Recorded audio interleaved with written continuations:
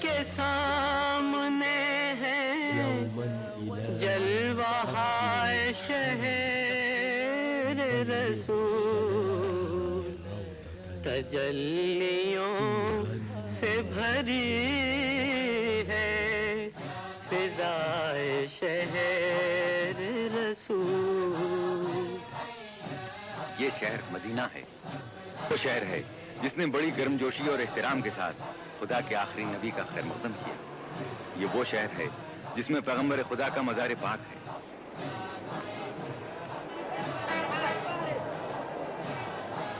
مدینے میں مسجد نبوی سب مسجدوں سے بڑی اور باعظمت ہے۔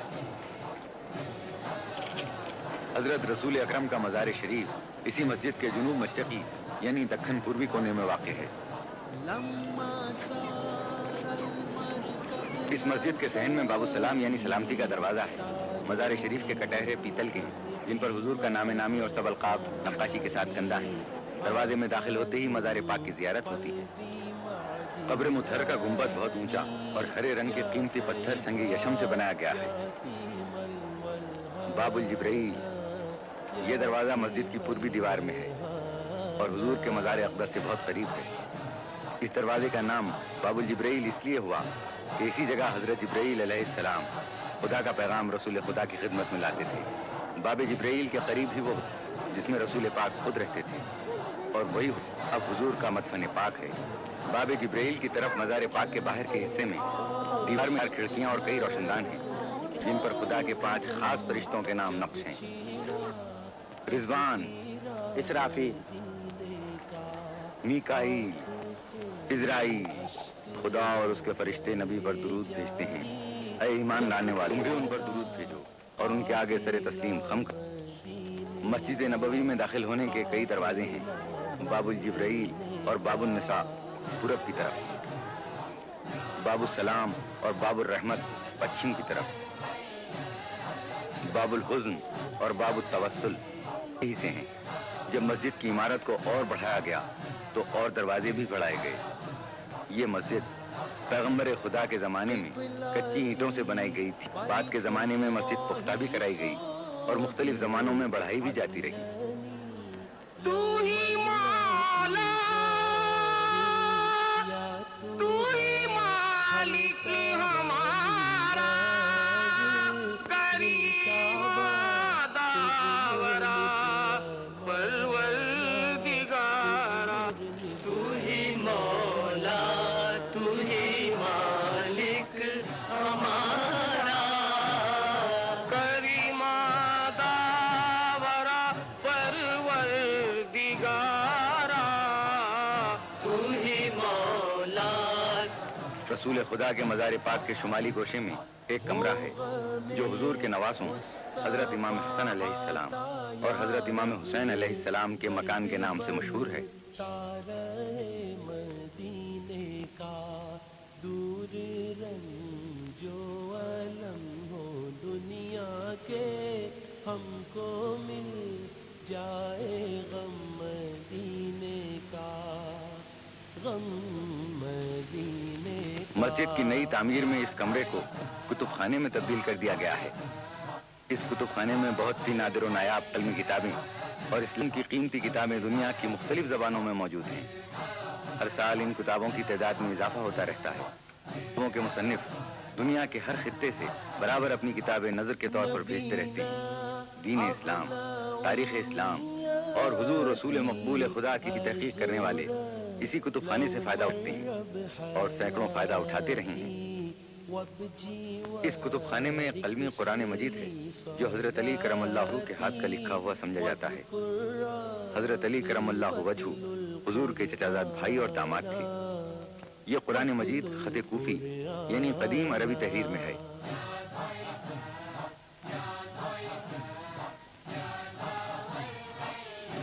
ایک اور نادر و نایاب چیز یہاں ہے: رسول حق کا فرمان حاکم مصر کے نام۔ یہ بھی حضرت علی کرم اللہ وجہ کے دست مبارک کا لکھا ہوا ہے جس کے نیچے رسول خدا کی مہر ہے۔ مدینہ مکے سے 320 کلومیٹر یعنی تقریباً 200 میل کے فاصلے پر شمال میں واقع ہے۔ رسول خدا کی ہجرت سے پہلے حضرت پیغمبر خدا نے رسالت ملنے کے 13ویں سال پیر کے دن ربیع الاول کی پہلی تاریخ مطابق 20 جون سن 622 عیسوی کو خدا کے حکم سے مکہ چھوڑ کر مدینے کی طرف ہجرت فرمائی. جو مسلمان مکے کے رہنے والے وہ مہاجر یعنی ہجرت کرنے والے کہلائے. اعلان اسلام سن کر مدینے کے کئی لوگ مسلمان ہو چکے تھے. ان کی برابر یہ کوشش جاری تھی کہ حضور مکے سے یہاں تشریف لے آئیں. ان مسلمانوں نے مہاجروں کو بڑی خوش دلی سے قبول کیا. یہ سب انصار یعنی مددگار کہے جانے لگے اور یثرب کا نام مدینۃ النبی یعنی نبی کا شہر ہو گیا. مسجد نبوی کے چاروں طرف بارونق بازار ہے. مسجد کی جدید تعمیر کے ساتھ یہاں نئے طرز کے محلوں، چوڑی سڑکوں اور شاندار چوراہوں کا جال سا بچھا دیا گیا ہے. حج کے زمانے میں بازاروں کی رونق اور بھی بڑھ جاتی ہے. کس کے نام کا جلوہ ہے یہ، کس کے نام کی برکت ہے. رستے رش کے کہکشاں ہے، پوچھا ہر ایک جنت ہے. کس کے نام کا جلوہ ہے یہ، کس کے نام کی برکت ہے. جنت البقیع، بقیع کا قبرستان. بقیع شہر مدینے کا قدیم قبرستان ہے. یہ خاک جس میں جگر گوشہائے خیر بشر، زمین پر نہیں جن کا جواب سوتے ہیں. السلام ائمۃ الہدی، السلام علیکم. عورتوں کے لیے احاطے کے اندر جانے کی بالکل اجازت نہیں. وہ کسی بلند مکان یا دیوار پر چڑھ کر دور سے زیارت کر لیتی ہیں. مردوں کو البتہ دن میں تھوڑی دیر کے لیے اجازت مل جاتی ہے. دن رات کے باقی حصے میں پھاٹک بند رہتا ہے اور پہرا ہوتا ہے. نبی اکرم اکثر یہاں تشریف لاتے اور یہاں کے مرحومین کے لیے دعائے مغفرت فرماتے تھے. حضور اقدس نے خود کئی مرنے والوں کو اپنے ہاتھوں سے اس میں دفن کیا. آپ کی اکثر ازواج مطہرات، بنات طاہرات، اہل بیت نبوت کے بہت سے ممتاز افراد اور کئی جلیل القدر صحابہ کرام یہاں دفن ہیں. یہاں حضور کی صاحبزادی حضرت فاطمہ زہرا سلام اللہ علیہا اور 4 اماموں کی قبریں ہیں. یہ امام رسول خدا کی اولاد ہیں. سیدنا امام حسن علیہ السلام، سیدنا امام زین العابدین علیہ السلام، سیدنا امام محمد باقر علیہ السلام، سیدنا امام جعفر صادق علیہ السلام. ان کے علاوہ مسلمانوں کے تیسرے خلیفہ حضرت عثمان غنی رضی اللہ تعالیٰ عنہ بھی یہاں دفن ہیں. زمین کو ناز ہے جن پر فلک کو حیرت ہے. یہ وہ جگہ ہے جہاں آفتاب سوتے ہیں. ریاض احمد مرسل کے پھول اور غنچے زمانے بھر میں جو تھے انتخاب سوتے ہیں. وہ جن کے قلب منور تھے نور احمد سے، وہ رخ پہ خاک کی ڈالے نقاب سوتے ہیں. یہ خاک جس میں جگر گوشہائے خیر بشر.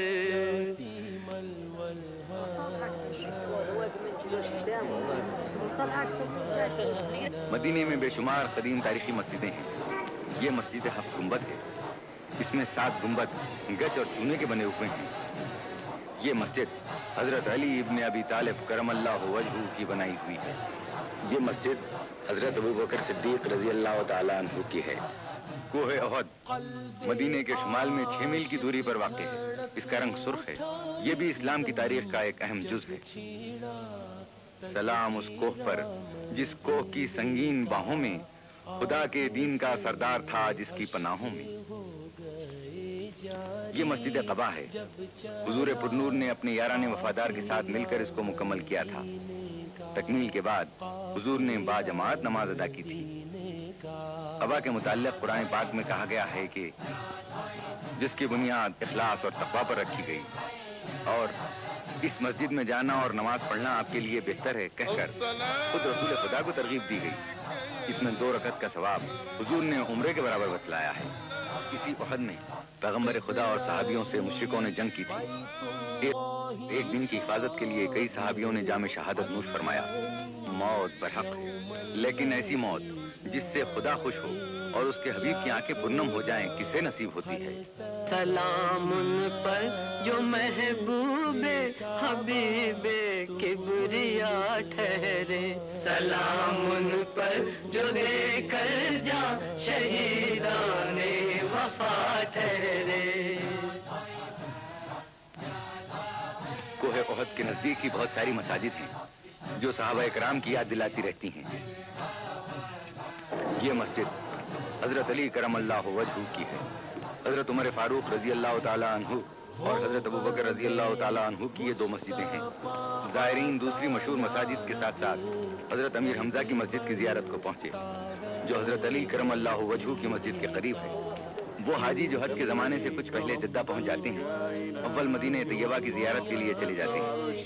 سما گئی ہے دلوں میں ہوائے شہر رسول. خدا دکھائے تو سب کو دکھائے شہر رسول. سما گئی ہے دلوں میں ہوائے شہر رسول. ہزار دل ہیں دیار حبیب کے صدقے. ہزار جان سے دل ہیں فدائے شہر رسول. خدا سے جنت فردوس مانگنے والوں جو مانگنی ہو تو مانگو دعائے شہر رسول. سما گئی ہے دلوں میں ہوائے شہر رسول.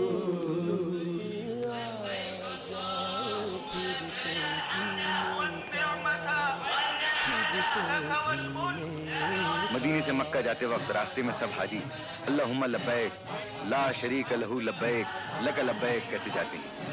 اے خدا میں تیرا حکم بجا لاتا ہوں, تیرا کوئی شریک نہیں, تو ہی سنتا ہے سب کی التجائیں, اے تو ہی دادرس آمرزگارا.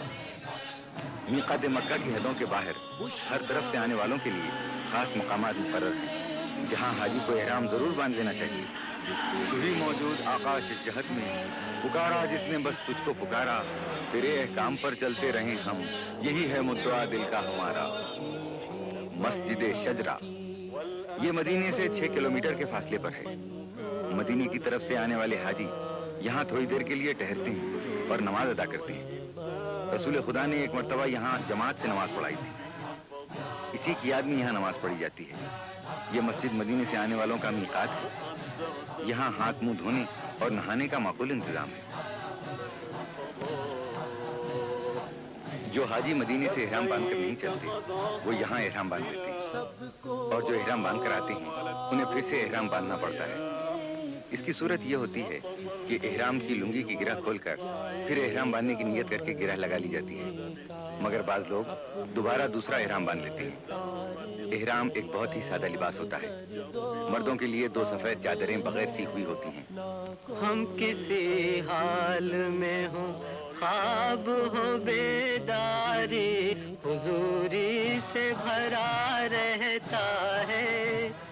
شوق کہتا ہے کہ اڑ جائیے منزل کی طرف تازہ دم ہو کے چلو ذوق سفر کہتا ہے. تازہ دم ہو کے چلو ذوق سفر کہتا ہے. مدینے اور مکے کے درمیانی راستے بہت سے قہوہ خانے ہیں جہاں حاجی دم بھر کے لیے قہوہ پینے یا سواری بدلنے کے لیے ٹھہر جاتے ہیں.